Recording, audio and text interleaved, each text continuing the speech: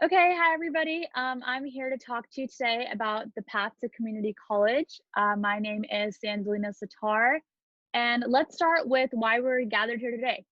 So, I'm here today because I want to talk to you all about your college decision process. Essentially, I hope this presentation opens your minds up to all of your available options.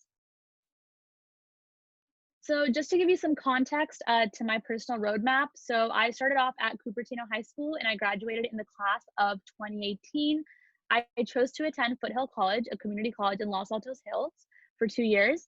And after my 2 years here, I received admission into all of these schools.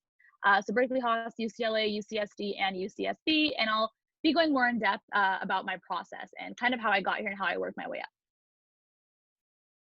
So, just to give you guys some context as to what I was like in high school, what activities I was involved in, and what overall my qualifications were as a freshman applicant. So you can see maybe side by side where you stand and what career paths you might want to take. So, in high school, I was the class council secretary for all 4 years. I was also on the cheer team for all 4 years, and I was varsity captain my senior year.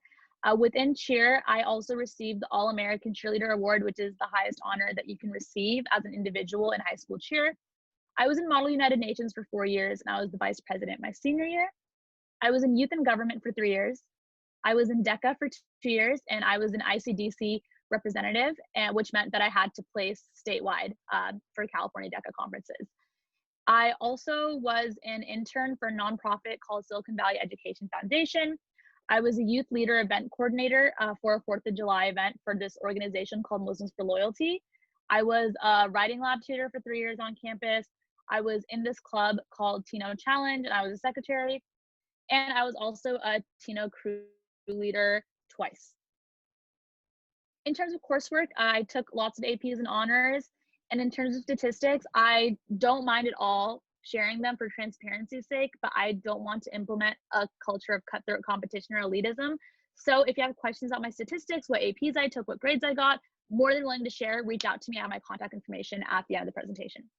Other than that, I did 1 quarter of concurrent enrollment at Anza for a macroeconomics course purely out of interest. And in the application process for freshman decisions, I did not hire a private counselor for this application process. However, I did for the transfer process, and I'll kind of explain why. But I personally found it very helpful, and I can pass along the contact information as well for the person that I hired. So, with 4 years of my resume building up, I was faced with a decision in my senior year of high school. For CSUs, I was accepted into all that I applied to. So that includes Cal Poly SLO, Cal Poly Pomona, San Jose State, so on and so forth. In terms of the privates, I was accepted into most, but not all. So I was rejected by, if I remember correctly, USC, Claremont McKenna, probably another place that I'm forgetting. In terms of UCs, I was accepted into quite a few, but I was rejected by my ultimate dream school, which was UCLA. However, UC Santa Barbara was my second dream school of all time, and I received acceptance there as a financial math and stats major, and I actually committed to the school. So I put down my deposit. My whole family and I bought apparel, as you can see in the bottom right picture. We were super excited about it, and I even found a roommate, so I was set to go. However, as the story goes, though I decided to go, I actually had some changes in my thought process. So just to give you some context, I got rejected from UCLA, and then I got accepted into UC Santa Barbara. So for me, just that feeling of acceptance into one of my top schools put me in a lot of happiness. However, I did have to take a step back and evaluate what I was really doing. Though UC Santa Barbara is a fantastic school for the career that I want to pursue in investment banking, I realized that didn't necessarily have all the resources and recruiting opportunities that I personally needed. And therefore, my mind kept going back to the fact that I got rejected from UCLA. I even considered doing the appeals process. For those of you that don't know, this is a process where you can, I guess, kind of counter your rejection, and you can send them a letter or essay explaining why you feel that they made a mistake, or maybe there was some new information that you forgot to mention, so on and so forth. The UCLA turnover rate is about 1% for the appeals process. So though I was thinking about doing it, the odds were against me by 99% to be precise. I actually went to a mentor and the college counselor at my high school, Her name is Mrs. Wendy Amick, and I kind of went in really emotional, and I was like, I got rejected from UCLA. My life's over. I don't know what I'm gonna do with myself. What do I do? Should I appeal? Oh my God. Ah. So basically, she told me about Foothill College, and she mentioned this program called UCLA TAP. Now, at the time, I hadn't heard of it, and if I'm being 100% honest, I wasn't too fond of the idea of going to community college. My thought process was flawed in the beginning for sure, but I definitely let the stigma affect my decision-making process, which is why I chose UC Santa Barbara initially. Um, and yeah, so I learned about the UCLA Transfer Alliance program, UCLA TAP at Foothill. I also learned about the TAG program. And again, I'll get into this more in depth in the next few slides, but these are two key programs that basically incentivized me to go to community college in the end. So the conclusion of my decision-making process was that I decided to save money and give myself an honest shot at my #1 dream school, which is UCLA, while guaranteeing a spot at my #2 school, UC Santa Barbara, through the Transfer Admission Guaranteed TAG program. So why community college? Let's talk about the pros and cons. Well, first of all, you save a lot of money. As you guys may know, going to a private school can cost you anywhere between $30,000 to $70,000 a year. And if you if you do 2 years at community college, you do 2 years at your four-year university, you can save anywhere between $60,000 to $140,000, which is kind of a lot. The student to teacher ratio at community college is really great. It's kind of like high school where you have 20 to 30 students in a class and one professor. And this is huge because a lot of times at UCs, you have to stand in line to talk to your professor, or sometimes you can't even talk to your professor. You can only talk to the TA. So I thought the student to teacher ratio was really important for my learning pace. You can work because it's a commuter school. A lot of people maintain their jobs and their sources of income. And I know that personally over these last 2 years, I maintained my jobs and I was able to save a lot of money. And that was an opportunity I would not have had at UC Santa Barbara. I got to have more time with my family, which is really great. I know in Pakistani culture, a lot of us are very family oriented, and sometimes it's nice to get those extra 2 years because, after this stage of our life, our parents send us off and we're off into the world. So again, this is dependent upon your family situation. If you're in a family that you feel hinders your ability for success in academic pursuits, then maybe it's not as much of a pro. It might actually be a con. Additionally, there's the comfort of living at home. Again, case by case, depends on your situation. You don't have to deal with dorms. You don't have to deal with crazy people in the dorm hallway at 3 a.m. You have your own space. It's comfortable, it's nice, it's relaxing. That leads me to my next point. There are fewer distractions, so you're really able to hone in on your academic abilities and focus on your transfer goals. There's no social events happening 24/7, which can also be a con, and I'll talk about that in a bit. But I found that to be pivotal in my ability to focus on my academics. So there's the UC TAG program, which is super cool. We'll talk about that more, but that guarantees you a spot for most majors at most UCs after 2 years if you meet a minimum GPA requirement. There's the fact that there's an IGETC program, which is basically your GE certification at your community college, which is your stamp of approval. So when you transfer to your UC, you actually don't have to do the GE requirement there, and you can just focus on major prep. So this is pretty neat because, cool little hack that I learned, your AP classes that you take in high school actually count towards IGETC, and that indirectly counts towards your UCGE certification. However, a lot of people I know that ended up going to UCs found that the APs they took were kind of useless and didn't really place them out of much. You can also receive associate degrees for transfer, which is like so there's a bachelor degree that you get your 4-year institution. Then at community college, within 2 to 3 years, there's an associate's degree. Then there's the associate's degree for transfer, which is kind of a new thing, but it's like a mini associate's degree to kind of track your process and something to put on your resume. Overall, community college transfer acceptance rates are significantly higher than that of high schoolers applying to these same 4 years. And the reason for that is because the UCs typically weed out students in the first 2 years. They have this thing called weeder classes, which are honestly brutal and terrible for everybody's mental health and happiness. But with community college, you kind of transfer straight into the major, so you avoid that 2-year process, and they have more spots open because of all the people they weeded out. So more generous transfer acceptance rates. And last but not least, community college students, from what I've heard, tend to be oftentimes more successful at their 4-year universities because they avoid the 2 years of weeder classes. They kind of have more of the mental and emotional bandwidth to deal with those upper division courses. Whereas, for example, if you take a student at, let's say, Berkeley or something in STEM, those first 2 years, they're kind of emotionally exhausted and drained after going through the weeder process. And by the time they get to year 3 and 4, they're mentally checked out and tired. So it's kind of nice to have that foundation built in community college. Some cons, living at home, again, case by case basis, depends on what your home situation is. Another con is you're definitely not constantly surrounded by social activity.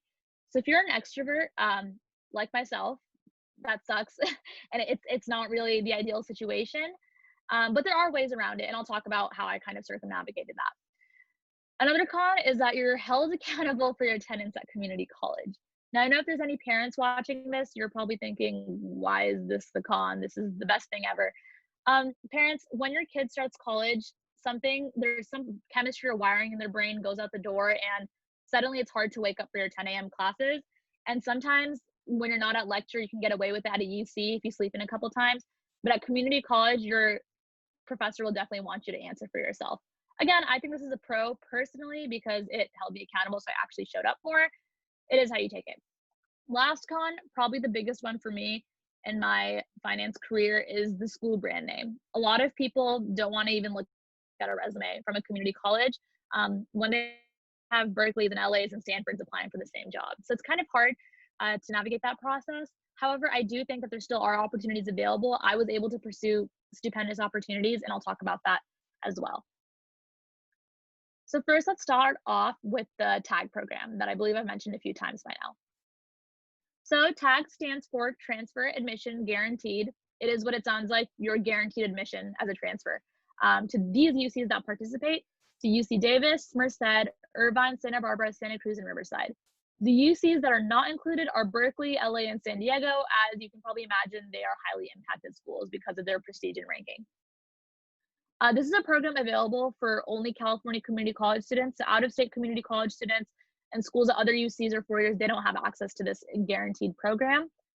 And if you maintain the required GPA, which is, I believe, typically in the 3.2 to 3.4 range, and you fulfill the major preparation and the general education requirements, which is the IGETC that I talked about earlier, you are guaranteed a spot at that UC. It usually takes around 2 years if you're on track with your high school progress, sometimes longer, and that's okay. Everybody goes at their own pace. One thing that I do want to note, though, is not all majors are included in the TAG program. So typically majors in the College of Letters and Sciences are included. I know a lot of engineering majors are oftentimes not included at certain schools. I know Davis's engineering program, they do TAG. I know some might not. So you really need to look specifically into the school, the major, and whether or not that major in school participates in TAG. I just want to add on, actually, sorry, before moving on, you can tag one school only, but you can still apply to all the other schools. So you're guaranteed a spot at one of those schools for one of those majors, but you're free to apply, and it's not binding by any means. You can reject the offer.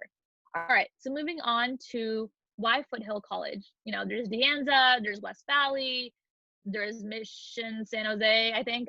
There's lots of community colleges, so why Foothill? Well, Foothill is less impacted overall in comparison to a school like De Anza, which makes a huge difference. So that means it's easier to get the classes, which means it's easier to graduate and transfer on time. It's easier to get parking. And actually, fun fact, the parking spaces at Foothill are like this much wider on either end, which makes a huge difference. So I know at De Anza, a lot of people's cars get, dinged and hit and run while they're in class. So it's definitely just one less thing to stress about. And when you're running late for class, you definitely want easy parking so you're not even more late to class. And also, because it's a little smaller, you're more likely to move up the officer ladder in student organizations and put that stuff on your resume and on your application. It's important to have leadership positions when you transfer. There's also Foothill's Honors Institute, very well reputed. They have the UCLA Transfer Alliance program, UC Irvine Honors to Honors. And what I personally found to be the biggest benefit is the fact there are like-minded individuals in the program, which I personally find crucial for my personal success, to be surrounded by ambitious and driven people, because it motivates me to be the best version of myself. So these are some pictures of our beautiful campus. Yeah. This is the last picture, sorry, let me just go back. The last picture, this is the quad, and the library is kind of in the back. This picture is the bookstore. This picture is a bridge across the bookstore, really pretty at night. This is the bridge during the day. This is our library from the outside. This is the library from the inside, view from the second story. So very nicely, newly renovated, great study space. And this is our cafeteria. And in the back, you can see our cherry blossoms that usually come and say hello in the spring. So just a fun fact, a very beautiful campus. So now I'm going to talk about Foothill's Honors Institute in specific. So there's two ways to get into the Foothills Honors Institute. And by the way, this information might be a little outdated. They might have changed their process because of COVID-19 or just because the yearly updates and changes. But when I applied, this was the process. And you can research more to find out what it is now. But there were two ways to get in. So either you take English 1A, which is the first English class that you'll be eligible to take at a community college. And once you take that class, if you receive an A and you held a 3.3 community college GPA, then you're eligible to apply for the honors program. What I did, which is the second option, is summer after my senior year, I took a placement test and I placed into English 1A honors, and I had above a 3.5 GPA in high school. So you don't necessarily have to take English 1A honors, but if you are eligible to place into it, then you're eligible for the program in combination with the GPA requirement. After you're eligible, then you fill out and submit an application. I know when I applied, there's like a little essay. I heard the following year there wasn't. Don't know what it is now, but you definitely have to fill out an application at the very least. So participation requirements, there's a short orientation at the very beginning of your first quarter at Foothill for the honors program. You must maintain a 3.3 GPA at all times, otherwise you are kicked out of the program. And I don't know if you can re-enter. You have to submit a counselor verification form every quarter, which means every quarter you have to sit down with a counselor and meet with them and talk about your academic goals and your achievements and just make sure you're on track to transfer/graduate on time. And Foothill is huge on service leadership. So basically they just want to see proof of you helping out in your community, whether it's volunteering, being part of a club, helping out at home, even with siblings, grandparents, whatever it is. They just want to see some form of service leadership in your life to make sure that all members in the program represent Foothill's core values. Past success, so countless students have transferred to UCLA, UC Berkeley, lots of other great UCs, lots of CSUs. I've actually seen a couple people transfer to Stanford, and I've heard of people transferring into MIT and Ivy Leagues. I haven't seen it with my own eyes, but I've heard it happen, so there it is. Other benefits, UCLA TAP, you serve an honors, and transfer partners with a plethora of other institutions and schools, so San Francisco State, San Diego State, Pitzer, CSU East Bay, and more. The Honors Institute provides exclusive scholarship opportunities for its students. And as I mentioned earlier, lots of motivated and driven individuals in your classes. So that's definitely helpful if you're looking for that environment. In terms of the honors classes intensity, so the way it works is you have to take, I think, a certain number of units. Oh yeah, we'll get to that. We'll have to take a certain number of units of honors classes. And the intensity honestly isn't that bad. If you've taken an AP class in high school, it's definitely easier than that. If you've taken all regular classes in high school, which is totally fine, I would say probably comparable to that, maybe a little harder, but it's really not rocket science. Like I am fully confident that if you have the will, there will be a way. Now let's talk about UCLA TAP, the program that I've been name dropping quite a bit throughout this presentation thus far. So again, stands for Transfer Alliance Program for UCLA. You automatically qualify for this program if you are accepted to the Honors Institute. So just some stats about UCLA. The freshman acceptance rate is around 14%. The transfer acceptance rate overall is around 24%. And the Foothill UCLA TAP program to UCLA transfer acceptance rate is 80%. So it shoots up your chances significantly. You are guaranteed priority consideration in the admissions process. So what this means is before they have their transfer seats filled, you are the first stack of applications that they look at. And believe it or not, that makes a huge difference. When they have all open spots, they're a lot more lenient to letting students in. And they also appreciate your dedication to UCLA by participating in this program. Just want to clarify, this is only for College of Letters and Sciences majors. So make sure your major is in the College of Letters and Sciences, or that your alternate major is in that College of Letters and Sciences. Otherwise, this program might not be for you. The requirement for this program is to complete 23 honors units, which is around 5 to 6 quarter classes. I found that it was easiest to do this by doing my general education courses and taking those in the honors level, because I found that that was easier to do that as opposed to STEM honors, because that just gets really complicated.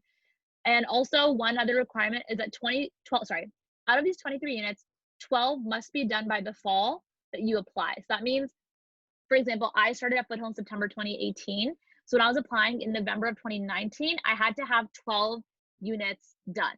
I actually had 19 units done, so it's better to be ahead and just make sure you have that in, but 12 units at the bare minimum.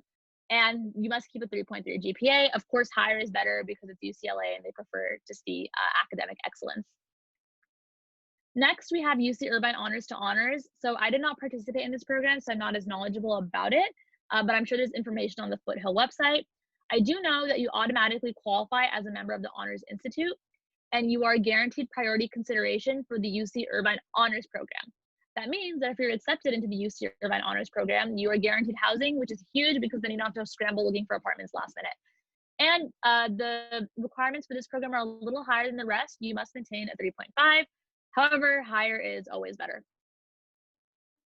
Now let's talk about the difference between Foothill and De Anza specifically. So just to clarify, they're sister schools. It's the FHDA Foothill De Anza district. And I want to explain more about why I chose Foothill over De Anza, even though living in Cupertino, De Anza is way closer.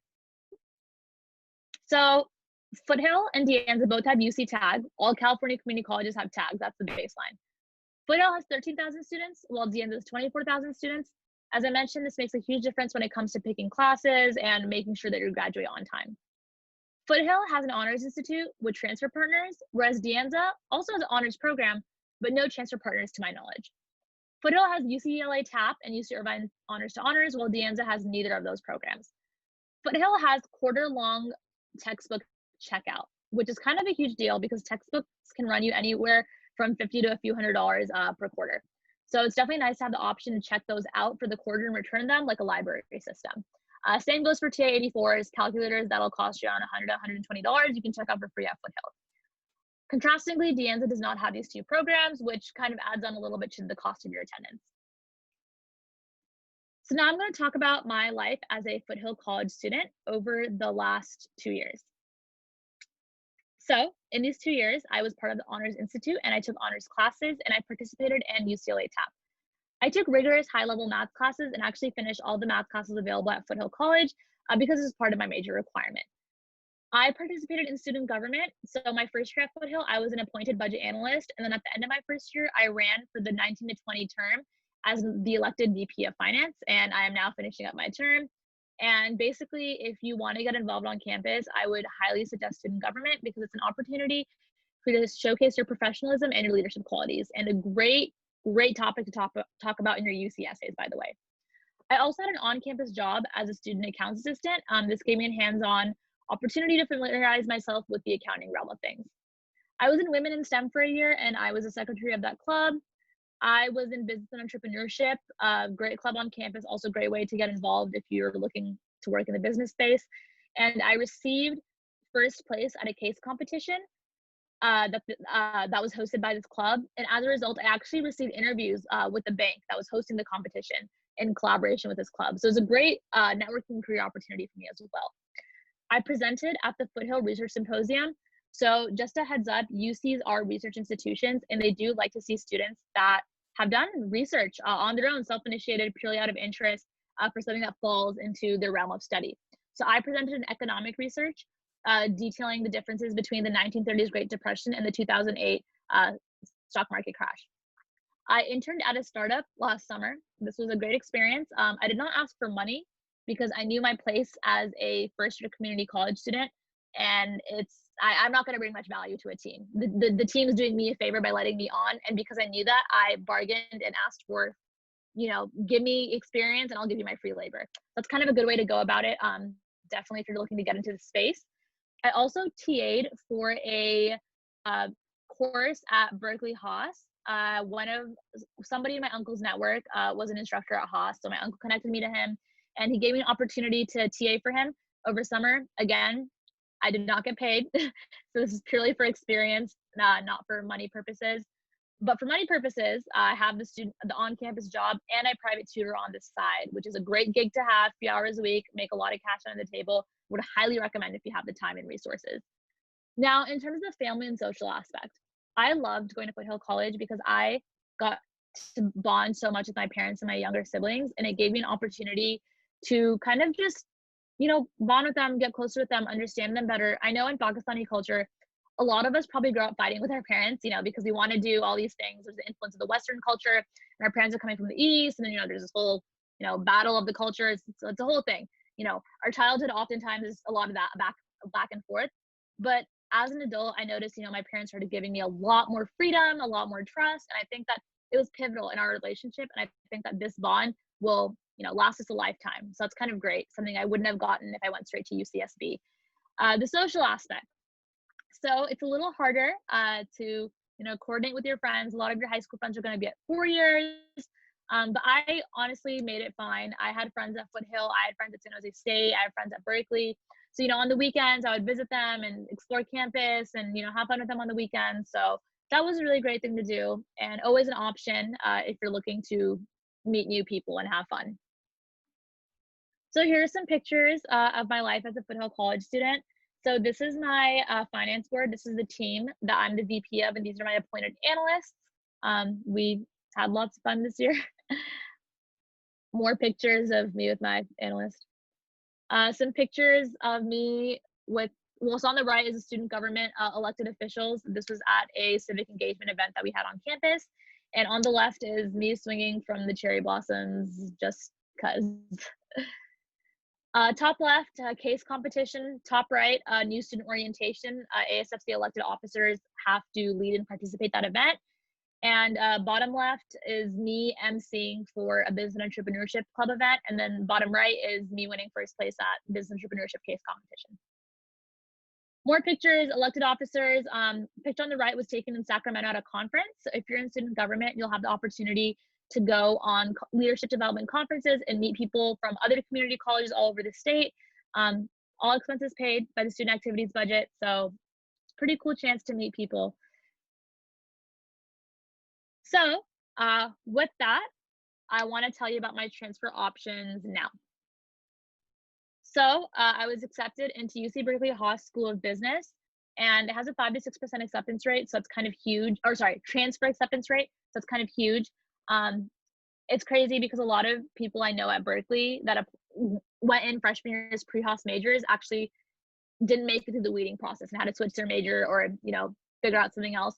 So it's really nice as a transfer to have the opportunity to transfer straight into something as opposed to having a 2-year sunk cost of dedicating yourself to a major that you might not even get into. So that's really nice. There's an interview process, and I need to change this. I was originally going to pursue a math minor, but I decided to make it an applied math double degree. So definitely look into double degrees and majors if you want to do that. I was accepted into UCLA for their financial actuarial math major. So yay, my dream came true. I was also accepted into UC San Diego for their math econ major, and UC Santa Barbara, again, to the TAG program for their financial math and stats major. I was also waitlisted from Brown University for their applied math econ joint major. So I know I unloaded a lot of information on you guys, but I just want you to take away one thing from this. Think about the potential benefits in the long run, not just the immediate gratification. Don't let a stigma affect the decision that will affect you for a lifetime. Think about what's best for you. Also, eradicate the stigma. If you identify it in yourself, get rid of it because it's not a great mentality to have. It's not a great attitude to share for your peers that might be pursuing community college. So definitely keep an open mind and an open heart. Thank you. I believe now I'm going to do questions. And before I get to that, I decided to have a counselor to help me out with my essays. So just to clarify, I wrote the essays by myself. She just helped me with the editing and revising process and to make sure that my essays flowed and kind of worked with what the UCs are looking for. I would highly suggest doing this. It's totally worth it. She keeps you on track. And I had a very positive experience with her. So if you are interested in her consulting services, her name's Rana Patel. You can Google her. And if you end up reaching out to her, make sure you mention me just so she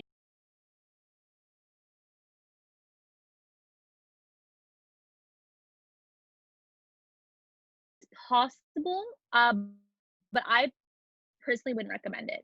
So again, let's look at my timeline. I started at September 2018. If I want to transfer after 1 year, that would mean that I apply in November of 2018. So really, I've been at my community college for like 2 months, and that's really not enough to build a resume or get involved with activities. You're gonna have nothing to write about.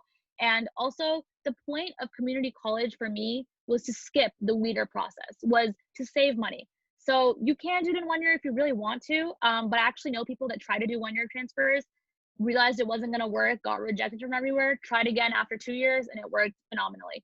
So something to keep in mind, again, dependent upon your personal situation. Oh, it transformed my experience. Literally just being able to have that face-to-face time with my professor. If I ever needed help, shoot an email, walk into an office, like literally just prance into an office hour, like hardly any line, made a huge difference. 'Cause I was able to focus on learning and also building that relationship. For me, I just like having a relationship with my teacher because I learn better when I like the person on a personal level too. Maybe that's just me. But I found that to be super helpful. And I think it was crucial for me to actually learn the content in the class efficiently and receive good grades. Yeah. Yeah, no, that's a really, really great question. So my path is a little different than the path that people can take. There's two paths, you know. One, you come into community college knowing what you want, and I'll explain how I got there. There's a second path where you kind of don't know what you want. And you know what? That's the great thing about community college. You can get out of there in 2 years if you want. You can take longer. You can experiment with classes. There's like little mini degrees that you can earn at Foothill and little certifications so that you can, familiarize yourself with it. There's no rush. If you need to take 3 years, you take 3 years. If you need to take 4 years, you take 4 years. So it's a really great opportunity to explore. Definitely, yeah, definitely a very positive environment. For me personally, I actually struggled for a really long time through my life because in middle school, sounds ridiculous, but in middle school, I would see my peers that were saying, oh, I want to be a doctor, or I want to go to Stanford, or I want to be an engineer.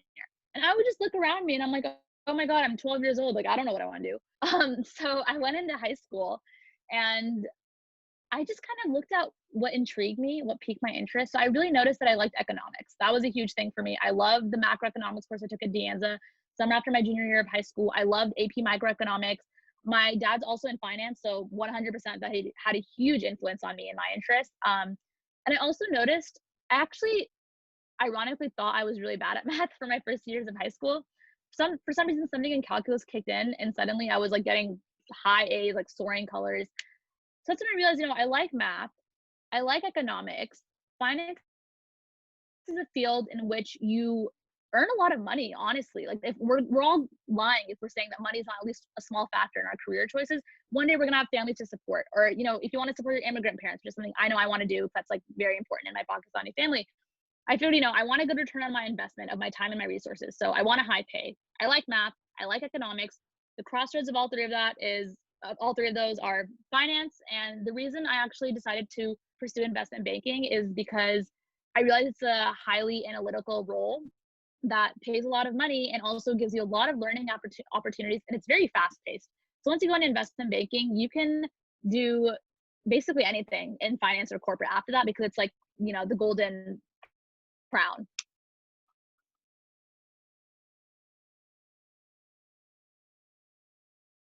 It was not easy. I remember on May on May 1st, that's like college decision day. Everybody wears their gear. It's like this whole thing, right?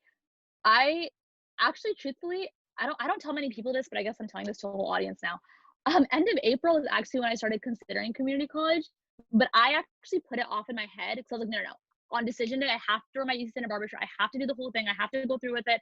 I don't want to look at it.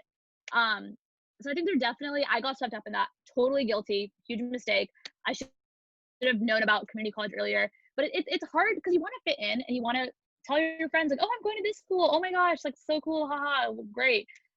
I think I just realized in the end I had to drop the act and actually consider community college and stop shooing it away from my mind. And I did that, I guess, partway through May. And I told people, I said, you know what, guys, I'm not going to Santa Barbara anymore. I decided I want to go to community college. People were shocked, because they'd seen me work so hard through high school. They'd seen me do the APs, the honors. They'd seen me do the whole nine. So they were in their heads, they're probably thinking, what went wrong. So I had to explain to everybody, nothing's wrong. I'm happy with Santa Barbara. My thing is, I just think that this is gonna be better for my future. I'm gonna save money. And honestly, like that's the best justification I had because a lot of people doubt you. When you say you're gonna do better, they don't believe you because it hasn't happened yet. So my biggest thing was kind of the cop out excuse was, oh, I'm going to save money. Still not the best. I would go to family gatherings. I'd go to the mosque. I would see aunties, and then they'd all be like, oh, she's at community college. Well, you just have to deal with it. And you have to know that you cannot let other people's opinions make your decisions for you, because it's your life. Everyone else is just watching. So yeah, just self-confidence and self.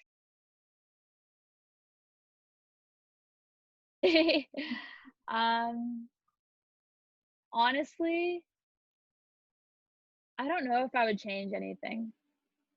Maybe one piece of advice would be, okay, you know what? I wouldn't change anything because I think it was necessary for me to go through the college application process, take the SATs. My SAT scores, actually, I was able to use in my transfer application process for privates. So I wouldn't change a single thing. I would stay on the same track. But I think that if I could, go back in time and just whisper in my younger self's ear, I think I would just tell myself it's gonna be okay. Like, honestly, it's gonna be okay. This is uncertain right now. You're taking a huge leap of faith. It is going to pay off. If I could just give myself that reassurance 2 years ago that I have now, that would have been great, because these last 2 years weren't easy. There were nights of sleeplessness, anxiety. Am I going to make it? Am I going to be able to do all these things I set forth to do? What if I don't? Was any of this worth it? So I think I would just tell myself it'll be okay, and you'll do great things. This is just the beginning. Also, guys, forgot to mention, there's this super important link that I think you should all check out if you're seriously considering community college. It's a tiny URL I made of a Google Doc called tinyurl.com/chs to Foothill. So basically, this has a bunch of bullet points and links for websites that you're going to need to help you navigate the transfer process. You're probably wondering, how do I join these programs? What is iGetsy? The tag, I get it, but how do I learn more? How do I see if my major fits? Or yeah, like what classes do I take? So definitely these are some links. Just go to the tiny URL. They're all linked there. And again, if you have questions, feel free to email me.